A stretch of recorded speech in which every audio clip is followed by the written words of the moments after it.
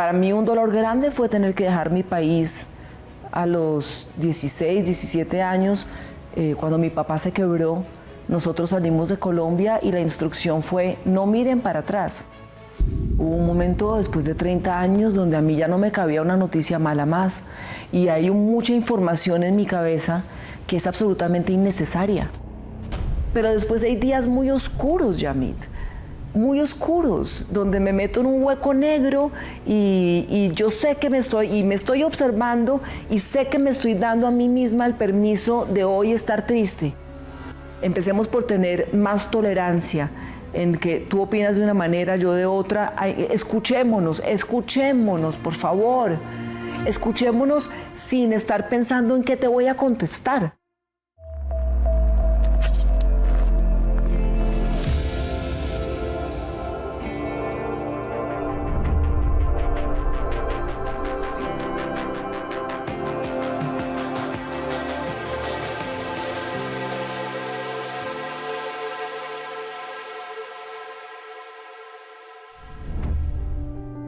Decía Maurice Merleau-Ponty, filósofo francés, que no solo pensamos con la mente, sino que pensamos también con el cuerpo. Porque de cierta manera los gestos que provienen de lo físico son una forma de sentir la vida. Una mirada, una palabra, un abrazo, o por el contrario, una agresión física. Y no sé hasta dónde el mundo olvida esa división entre el pensamiento de la mente y el pensamiento del cuerpo. Hay una frase que me gusta mucho que dice que el cuerpo es el lienzo del alma. El cuerpo refleja lo que está sintiendo el alma. Es imposible divorciar los sentimientos y divorciar los pensamientos de lo que está pasando con mi cuerpo, porque mi cuerpo lo va a reflejar. Y a veces cuando uno quiere acallar la mente o el corazón o lo que le está doliendo, el cuerpo se lo recuerda. ¿No te ha pasado? Claro, permanentemente. Sí, a veces muy duro además. Va diciendo, lo va diciendo. Lo que no sé es si haya, Dora, coherencia. No sé si haya coherencia en el mundo que habitamos hoy. Parece que hay muchos escenarios donde la coherencia está rota. Donde se piensa de una manera, pero con el cuerpo se emiten otros mensajes. De acuerdo.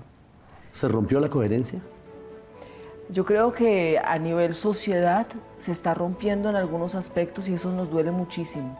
Pero de la manera como me lo estás planteando, y es hablando del corazón y el cuerpo y la mente, no se puede romper la coherencia porque va más allá de nosotros, va más allá del control que yo pueda tener. Cuando yo estoy muy triste, Yamit, a mí me lo dice el cuerpo. Me duele la barriga, lo que es más... ¿Lo somatizas? Lo somatizo aquí, lo somatizo aquí, lo somatizo aquí, en diferentes lugares. Entonces, tal vez la coherencia a nivel sociedad se nos esté desbaratando a ratos, pero la naturaleza, que es de lo que estamos hablando, nunca pierde la coherencia. Entonces, cuando me está doliendo el alma, mi cuerpo siempre me lo va a decir. Y es muy bueno cuando uno empieza a leer su propio cuerpo y a preguntarse, hay algo que me está doliendo. Entonces, ¿qué pasó hoy durante el día, Dora, que me generó un impacto emocional que yo lo estoy reflejando en otra parte de mi cuerpo? Entonces, esa coherencia, que es pura naturaleza, no se rompe porque va más allá de nuestro control. Mira qué lindo lo que estás planteando. Hace poco le oí decir a alguien, tal vez en este espacio, que una forma de construir lo colectivo es regresando a lo natural y a lo individual. A volver a sentir desde lo natural, desde lo biológico, qué está pasando. Y desde ahí entender que eso mismo le puede estar pasando a otro individuo. Y cuando encontramos unos puntos en común sobre lo que sentimos, sobre cómo vamos transitando el camino, se puede reconstituir también lo colectivo. ¿Estás de acuerdo? Sí, estoy totalmente de acuerdo y por eso es que me gustan tanto los espacios donde se puede hablar con honestidad, en los espacios donde nos quitamos las máscaras, donde dejamos tanto tabú, donde dejamos los secretos a un lado para poder hablar honestamente, porque es la única manera en la que me puedo comunicar contigo, porque además creo mucho en el magnetismo de mi corazón, en el magnetismo en este momento, tú y yo uno frente al otro, nuestros corazones se están comunicando de alguna manera, más allá de nuestras palabras. Entonces, cuando estamos en comunidad y estamos teniendo un momento de honestidad, inevitablemente lo físico nos empieza a unir y empieza a sanar a un nivel mayor lo que está alrededor. Ojalá pasaran más escenarios como este. Mira, nosotros vivimos en un mundo donde la velocidad empezó a arrasar todo, ¿verdad? Entonces es como la era de lo efímero, todo empieza rápido y termina rápido, la profundidad es catalogada como algo ligero. Y aburrido. Y aburrido, exactamente, exactamente. Entonces parecería que los valores como que se van perdiendo. Sí. Y tú has hablado de uno fundamental, que es la honestidad. ¿Cómo se construye la honestidad, Dora? En silencio, empezando con uno mismo, teniendo la capacidad de sentarse uno solito en silencio y preguntarse, a ver, no nos digamos mentiras, de verdad que estoy sintiendo, pero déjame escarbarlo un poquito más. Tengo rabia, pero tengo rabia ¿por qué? Y termina uno, si uno profundiza en silencio, en sus propios sentimientos, logra llegar a un punto que no siempre es bonito, porque no siempre lo que encuentra es lo que pensaba encontrar, pero desde ahí surge la honestidad, de la capacidad de estar cada uno en silencio, con sus pensamientos, sin estar exponiéndose a tú qué opinas y el otro qué opinará y cuántos likes tengo en las redes y cuántas reproducciones va a tener este video, Yamit. En el momento en que dejo ¿cuánta aceptación? Exacto, en el momento en que eso queda a un lado y me siento en silencio, el valor del silencio, ahí está la honestidad, ahí está la humildad, ahí está la capacidad de conectar con otro. Cuando yo he logrado primero conectar conmigo misma. Y lo que yo siento que nos está afectando muchísimo hoy en día es que todo tiene que ser, como dices tú, rápido, la velocidad, 140 caracteres, nadie tiene paciencia para contenido de más de 2 minutos, todo tengo que dártelo rapidito, si no te enganché en la primera frase, entonces, y ese afán ha hecho que nos perdamos de las cosas más hermosas que siempre toman tiempo. Tal vez una de las lecciones más grandes para mí, el momento en el que entendí otra dimensión del tiempo, ahora que hablamos de la velocidad, fue lactando. Cuando estaba lactando mis hijas, yo decía, ¿cómo hago para que este personaje se apure? O sea, ya me quiero ir. Pero no, tú no puedes apurar a un bebé lactando. Si se quiere demorar 2 horas, la mamá se tiene que quedar quieta esas 2 horas. Ese fue mi primer shock de decir, a ver, hay otra velocidad a la que se mueve el mundo, déjame unirme a esa velocidad tanto más orgánica, tanto más sensible y más apegada a lo natural. Y yo creo que ojalá nos acerquemos más a eso, porque lo que le estamos dando a nuestra gente joven es afán, todo tiene que ser ya y todo tiene que ser cortico. Y no, las cosas bonitas no son ni corticas ni apuradas. ¿Y cómo provoca uno esa reinterpretación del tiempo, ¿no? Porque lo que pasa con eso es que aparece un muy alto nivel de frustración, porque lo que no sucede rápido, entonces se empieza a sentir que es como algo que no pasó, que no sucedió, sí. Y ahí alteramos un proceso natural de la vida, de no entender que lo que no sucede ya no significa que estemos fracasando. Sí tenemos que replantearnos mucho la velocidad a la que nos estamos moviendo y darnos cuenta que los grandes sabios, sobre todo en el mundo de las religiones, por no ir más lejos, pues lo que hicieron fue sentarse por horas a meditar, a pensar, a caminar sin afán. Jesús no corría. Despacio. Despacio es como nos vamos entendiendo.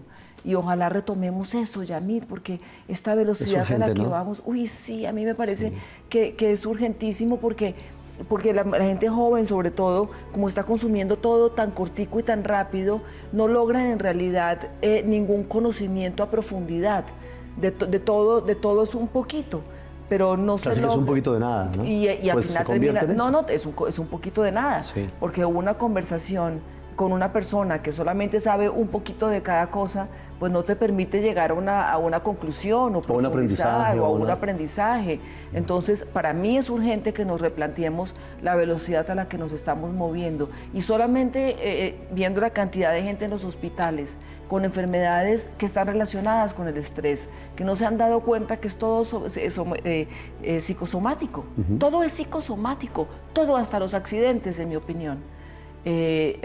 Bueno, no los atentados, pero sí los accidentes y tantas otras enfermedades, si nos damos cuenta que está relacionado es con este afán, con este estrés, con esta necesidad de que me aceptes, de que me quieres, de que me pongas likes, de ir escalando en la jerarquía laboral, de ganar más plata, de tener más adquirir. Sí, y nos está afectando la salud a todos. Hay un concepto que es difícil de concretar. A mí me ha costado trabajo, porque creo que es amplio. No ambiguo, amplio. Pero a ver si entiendo a través de tu proposición y le llego a algo puntual. Y es, desde el silencio y desde la ocupación unidas, ¿se puede constituir algo de conciencia? Uy, sí.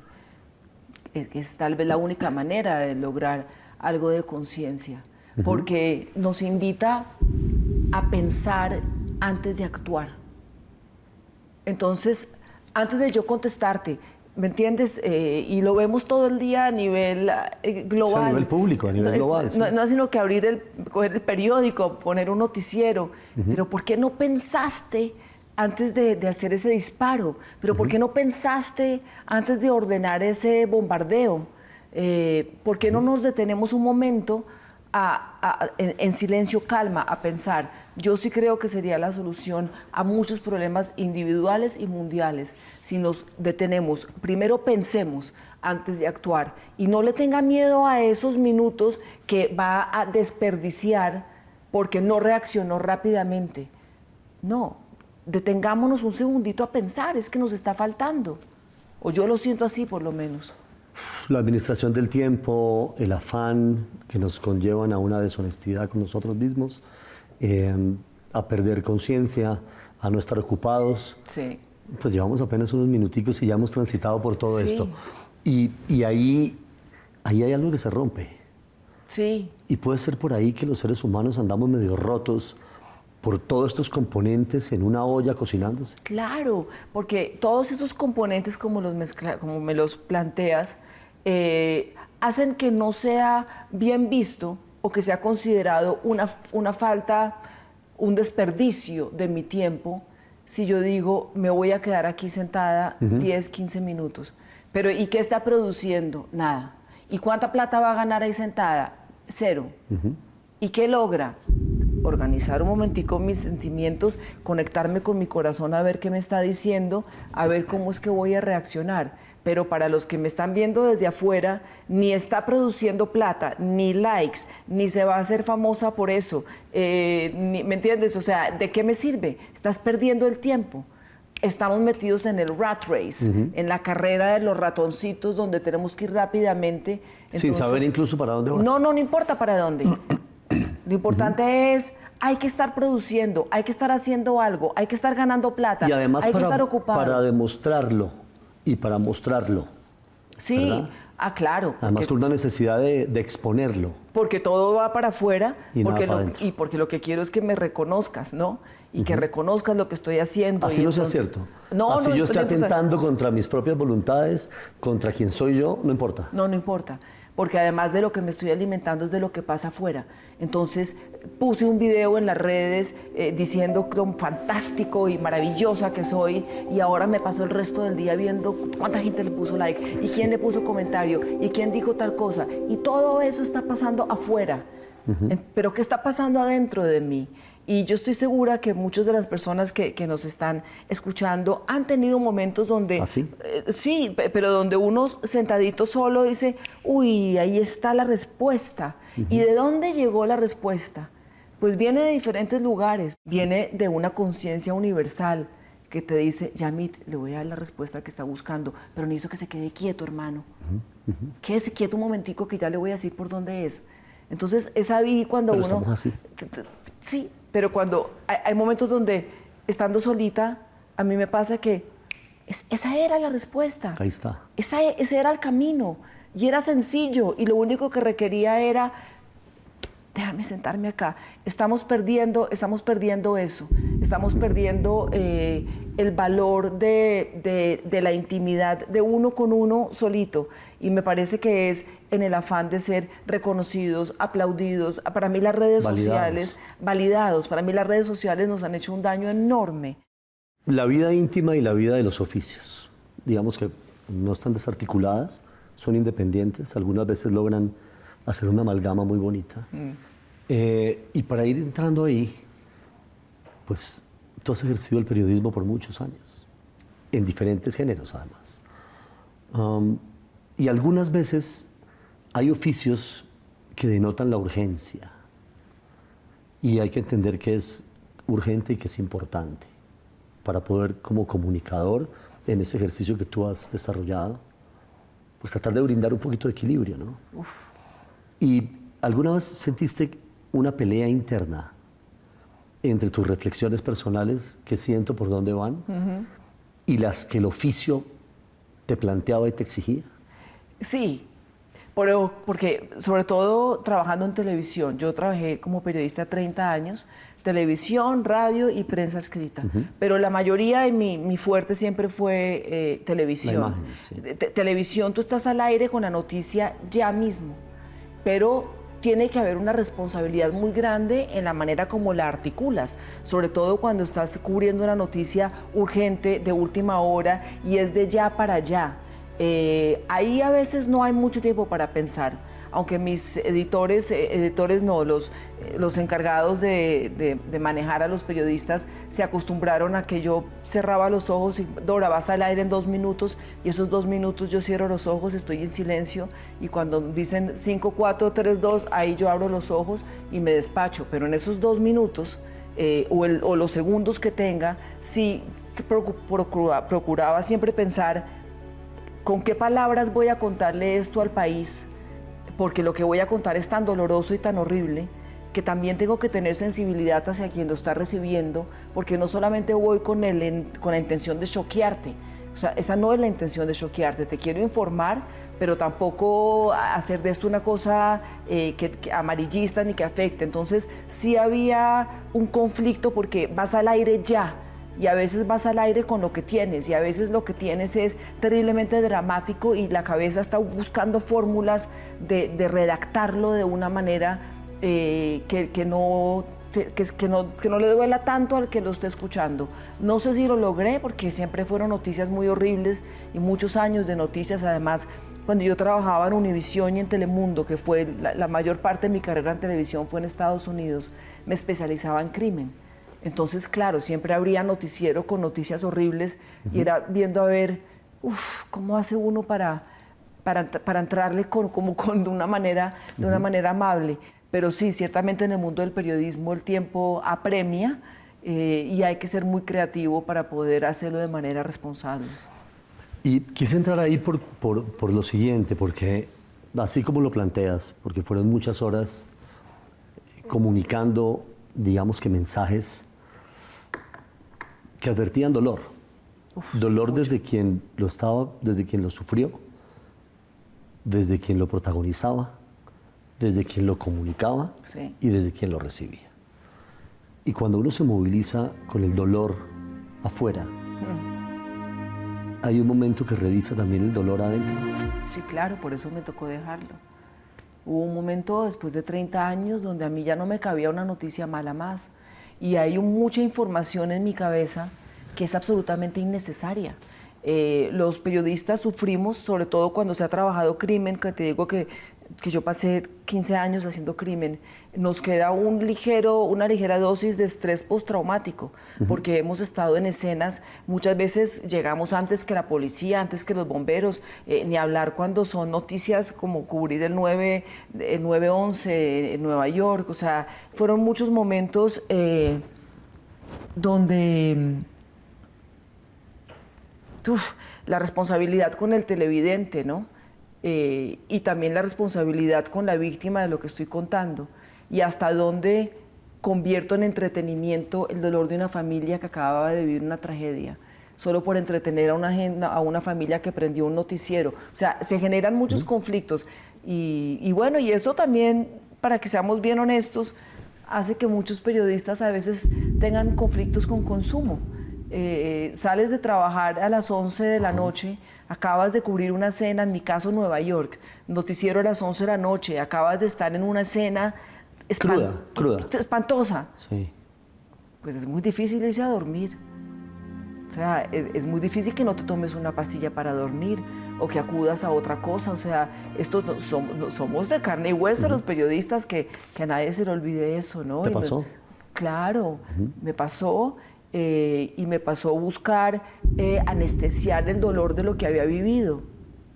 Porque como cubriste la noticia, entonces todo el mundo está llamando, ¿qué hubo? Cuente, pero usted qué más sabe, pero no, y nos volvemos obsesivos y es cómo cubres ese dolor, porque en el fondo es difícil no verte ahí reflejado, ¿no? Es difícil no narrar el dolor de otros sin tener que tocar el mío, porque es la única manera de poder escribirlo. O sea, si yo voy a escribir un reportaje sobre una masacre, tengo que tocar mi dolor para poder encontrar las palabras. Entonces, ese constante ejercicio de déjame escarbar mi alma a ver cómo te voy a contar esto, es agotador y conduce a otras cosas. Claro, conduce a consumo, conduce a cinismo. El ejemplo que hiciste con lo del consumo suele ser buscar una válvula de escape a muchas cosas que hay ahí como una olla a presión.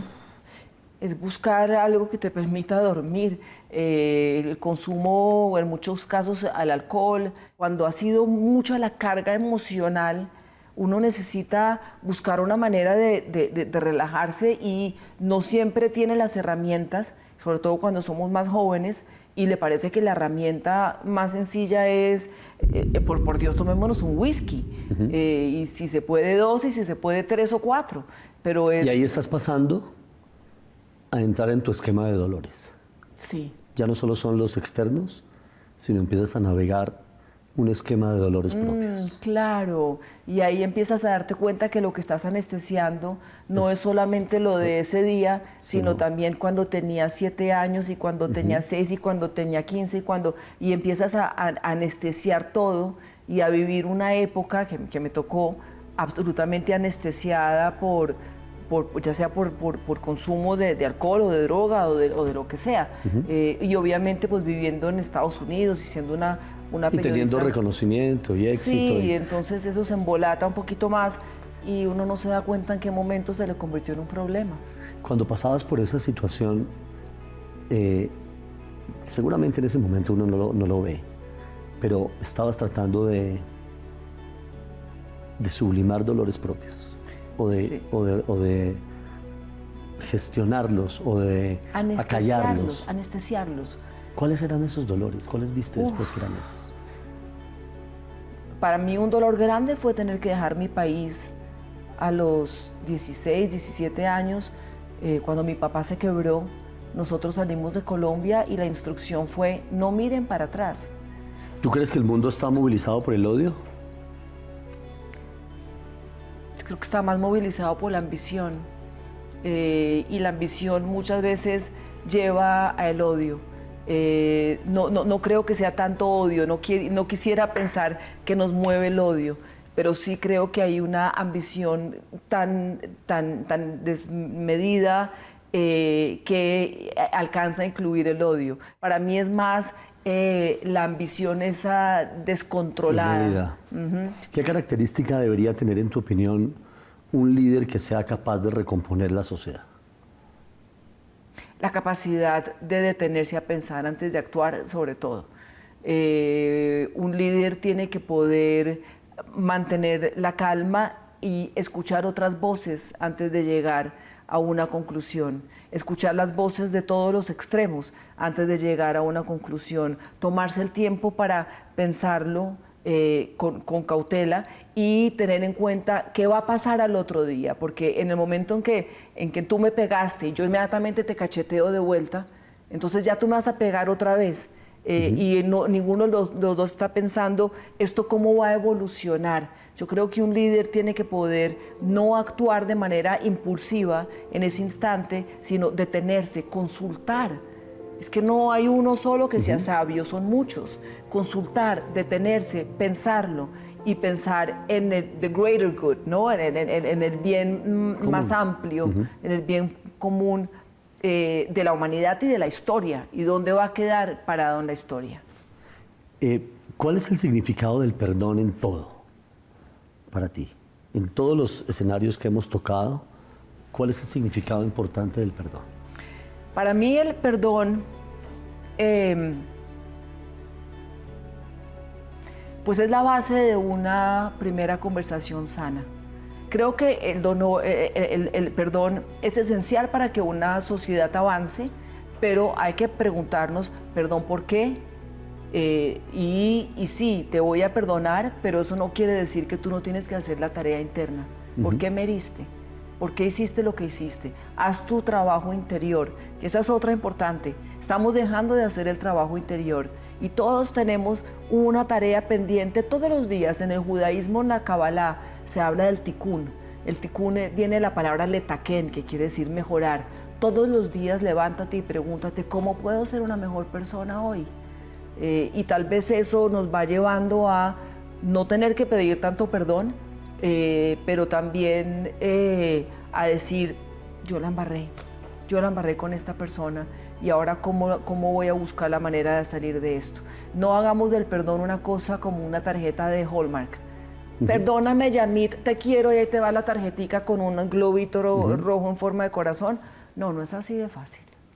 ¿Qué es, pasando por ahí, lo más inteligente o sensato que un ser humano puede hacer con su vida?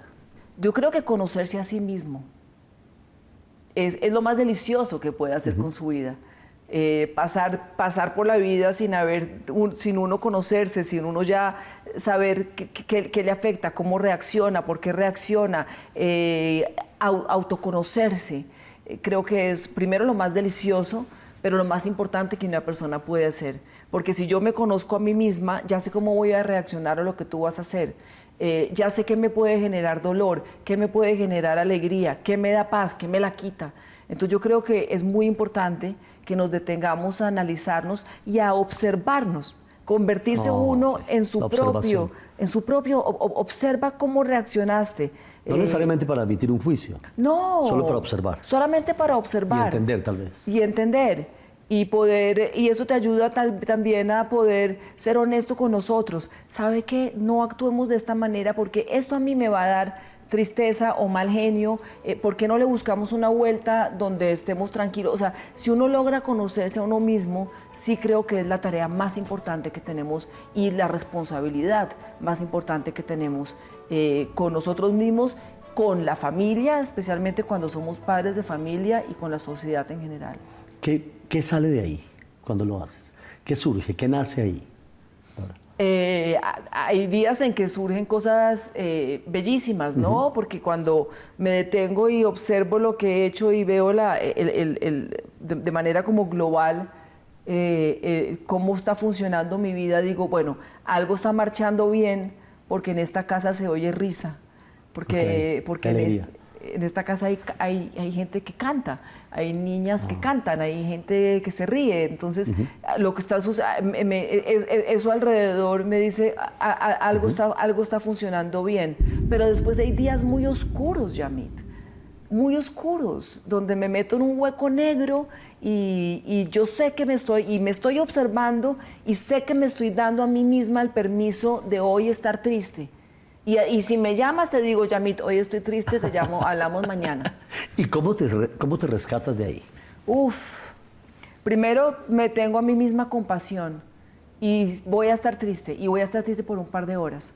Y esas par de horas quiero dormir, no quiero que me hablen, quiero estar quietica y tal. Entonces tiene que haber un momento de compasión. Date permiso. Si tienes una herida, pues va a sangrar. Deja un momento que sangre mientras le haces la curación, mientras la sanas, mientras la sellas. Y sal. Bueno, y si te das cuenta, de las heridas dejan cicatrices. Ahí queda la marca, pero... Y la cicatriz es mucho más fuerte que el resto de la otra piel. pero para el proceso de cicatrización hay que haber pasado por el dolor primero. Y esa herida hay que desinfectarla y coserla y echarle pañitos. Pero vuelvo y te digo, si te das cuenta en las heridas que tengas en tu cuerpo, que a mí me gustan mis heridas, vivo orgullosa de mis heridas, por cierto, son más fuertes que el resto de la piel. Entonces, a veces darse el momento para sentirlo, para sufrirlo, para llorarlo, para insultar, para ponerse bravo, y después hay que volver otra vez a ver cómo es que voy a ir saliendo de este hueco. Y todos tenemos herramientas. Yo soy yogi, hago yoga todos los días. Hay días en que me levanto de la cama arrastrada al tapete de yoga, y en el tapete de yoga vas encontrando el camino. Pues ya mi cuerpo empieza a respirar, ya me estoy oxigenando distinto, ya me estoy moviendo distinto, ya el amor propio deja de ser esta mujer enroscada en una tristeza para ser un ser que se abre en unas posturas que lo primero que hacen es abrir mi corazón. Entonces todos encontramos herramientas, pero no nos digamos mentiras, hay unos días horribles. ¿Podría yo hacer un paralelo? Y regáñame si estoy equivocado. En tu paso del periodismo a la literatura, ¿puede tener algo de sentido en lo que estamos hablando? Es decir, pasar de una actividad cotidiana, tangible, muchas veces física, inmediata, a un ejercicio de observación, de silencio, de honestidad, de paz, quizá de imaginación, muy reflexivo, para encontrar algo de espiritualidad en ese oficio de la literatura y poder. ¿Tiene algo que ver? Sí, tiene mucho que ver, porque cuando tú estás haciendo periodismo, sobre todo televisión, digamos, o radio, o en el formato que sea, y lo sabes igual que yo, desde que te levantas vas contra el tiempo, ¿no? O sea, el noticiero es a las 7 de la noche.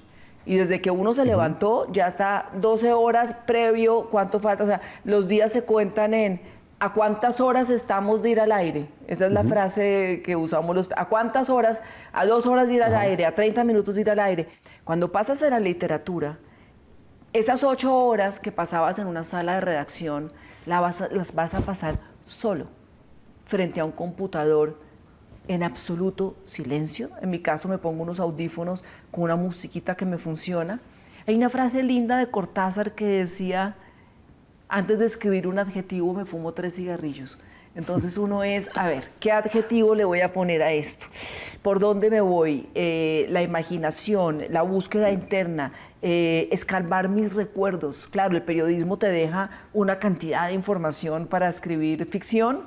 Nada mejor que haber sido periodista, porque es que la realidad supera la ficción, como dice la famosa frase, y es así. Pero la literatura te obliga a pasar mucho tiempo solo, pensando, encerrado. Yo mandé a hacer un letrero que me lo hicieron mis hijas que dice: escritora escribiendo, no molestar. Lo pongo en la puerta, nadie me molesta, solamente la señora que muy amablemente me sube el almuerzo, y nadie se mete conmigo. Eso hace que sea una experiencia absolutamente distinta al ajetreo de una sala de redacción. Y en eso que dices, un capítulo que no sabía cómo cerrarlo, ¿te enseñó también ese ejercicio de la literatura a encontrar cómo cerrar capítulos en tu vida que no sabías cómo cerrarlos? Sí, me gusta esa pregunta. Sí, y además la literatura, hoy en día nos comunicamos tanto por escrito, ¿no? Los WhatsApp y no sé qué. Entonces a veces me doy cuenta que conflictos que tal vez me hubiese enfrascado en una discusión o una cosa que quedó abierta o un malestar, me doy cuenta que he aprendido a encontrar las palabras. A veces no las uso bien, a veces cuando algo me está doliendo, así como uso las palabras para reconciliar, tengo que reconocer mis defectos y saber que a veces uso las palabras de manera muy fuerte y me toca echar para atrás y decir: perdón, tal vez se me fue la mano en esa frase tan dura, excúsame, estoy dedicada a escribir. Entonces todo se convierte en frases que a veces son apoteósicas, pero es más la posibilidad de reconciliar, de cerrar escenas, de cerrar capítulos de mi vida que ahora que estoy dedicada a la ficción, no es que me los invente, pero puedo buscar maneras más poéticas de cerrarlos, ¿no? Y así lo estoy logrando. Es decir, podría ser esto una invitación a que un individuo cualquiera en la calle busque a través de sus oficios, de sus capacidades, de sus talentos, de sus aptitudes, que todos las tenemos que tener, una manera de cerrar capítulos en la vida. Sí, y ¿Es importante creo cerrarlos? que es tan importante cerrarlos porque, primero porque lo que se queda abierto es una piedra en el zapato que uno mantiene. Y hablábamos hace un rato de la necesidad de anestesiarse.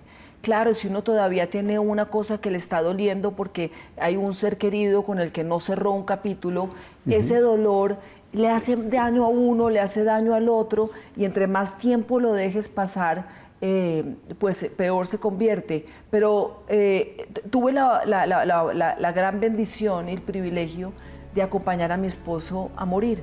Y mi esposo duró 8 años enfermo, pero los últimos 3 ya estaba desahuciado y ya no había nada que hacer. Y me di cuenta que empezó a cerrar capítulos. Déjame hablar con tal persona con quien tuve una discusión hace unos años y me gustaría sanarla. Me gustaría que venga fulanito a estar al lado en mi cama porque hay cosas pendientes que me gustaría decirle. Entonces yo me pregunto, ¿por qué esperar al lecho de muerte para cerrar esos capítulos? ¿Por qué esperar al último momento cuando uno sabe que lo puede resolver? Y cuando hay tantas cosas que tienen solución, simplemente dialogando. Te ofrezco disculpas, me equivoqué. Me equivoqué por esto y por esto. Dora, ¿te las acepto o no te las acepto? O antes de aceptártelas, profundicemos. Hombre, dialoguemos, Yamit. Tenemos que poder hablar, la gente tiene que poder, porque si no, nos estamos llenando de cantidades de heridas que van sumando. Y volvemos a cómo comenzamos esta conversación. Esas heridas que van sumando se convierten en un cáncer, se convierten en una enfermedad. El cuerpo es el lienzo del alma. Si tú tienes un montón de pendientes, tu cuerpo te lo va a decir, así es, tu mente está diciendo, no, porque yo tengo la razón, porque yo soy más importante, porque yo soy más inteligente, porque yo soy el que paga, porque yo soy el que manda, porque yo soy al que ofendieron, entonces me quedo aferrado a esa ofensa y a eso. Eso termina afectando tu cuerpo y tu alma. Entonces, y vamos sanando y aligerando el equipaje sobre la marcha. Porque mi maleta llena de piedras, porque me peleé con mi mamá, porque me peleé con el otro, no, déjame ir sacando piedra por piedra, mirando a ver cómo resuelvo, y déjame llegar al final de la vida con una maleta que no pese tanto. ¿Qué sentiste cuando veías que tu esposo, tu compañero, iba cerrando esos capítulos, incluso cuando su vida se iba cerrando? Pues fue una gran lección en la necesidad de irse en paz cuando uno tiene la conciencia de que se quiere ir en paz. Pero también fue una gran lección en por qué dejar tantos años pasar, en por qué no haber tenido esta conversación hace 20 años y no ahora venir a sanar una herida que lleva 20 años sangrando, con sufrimiento, con dolor. Entonces me deja la lección de no me tengo que esperar a que llegue el momento de la muerte. Aquellos que tienen la fortuna de poder despedirse, y porque hay gente que sale a la calle, lo coge un carro y hasta ahí no hubo oportunidad, pero si la vida te da la oportunidad de sanar, la lección que me dejó es no hay que esperar tanto tiempo. Déjame sobre la marcha ir resolviendo lo que se pueda resolver. Pues es inminente que esta pregunta la tengo que hacer, porque es el espíritu de este espacio. ¿Cómo crees que hacemos un mundo mejor?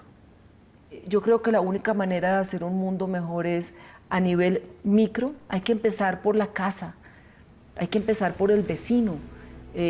No hagamos grandes discursos sobre la humanidad. Trata bien al empleado que te está sirviendo un café.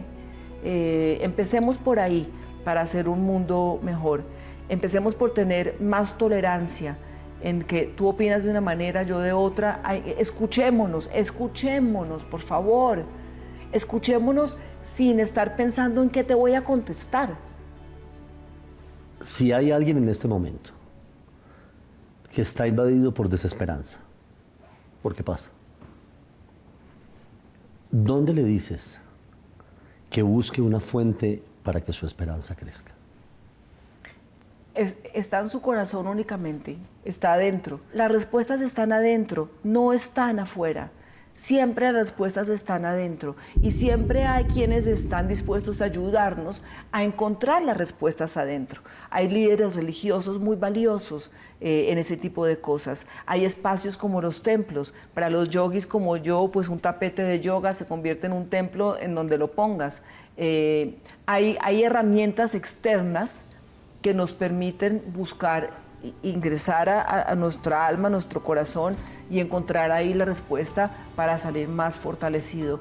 Eso es mi manera de ir sanando y sí creo que hay herramientas y hay gente dispuesta a ayudar a encontrar ese camino. Gracias por tu tiempo. A ti.